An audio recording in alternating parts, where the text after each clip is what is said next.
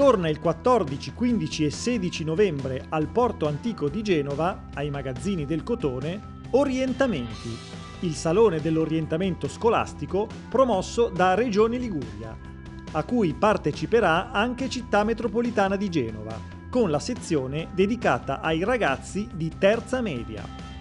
Orientamenti è l'appuntamento più importante di presentazione dell'offerta formativa genovese, ligure e nazionale, con servizi di orientamento per favorire nei giovani scelte consapevoli per il proprio futuro professionale. Il valore nazionale della manifestazione, che quest'anno ha rinnovato il proprio logo, è testimoniato dalla presenza del ministro dell'istruzione Fedeli e del sottosegretario Bobba.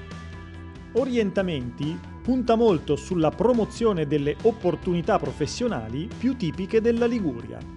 Gli approfondimenti che facciamo, i convegni sono legati sicuramente alle professioni del turismo, alle professioni del mare. Il 16 novembre verrà il ministro Fedeli a concludere un convegno dove parteciperanno soprattutto gli imprenditori del mondo delle crociere, del mondo dello shipping, e diranno di che professioni in futuro hanno bisogno.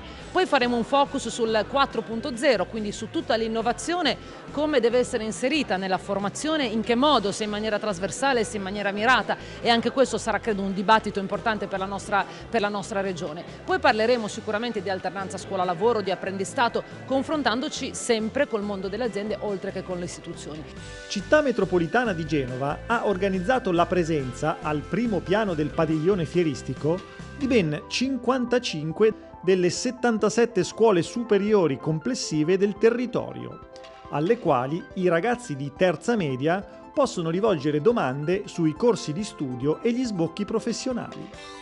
Inoltre, sempre sotto la regia di Città Metropolitana, al primo piano si trovano gli stand dei due istituti tecnici superiori dell'area metropolitana, l'Accademia della Marina Mercantile e l'ITS di Sestri Ponente dedicato all'Information and Communication Technology, oltre al progetto europeo di formazione EURES.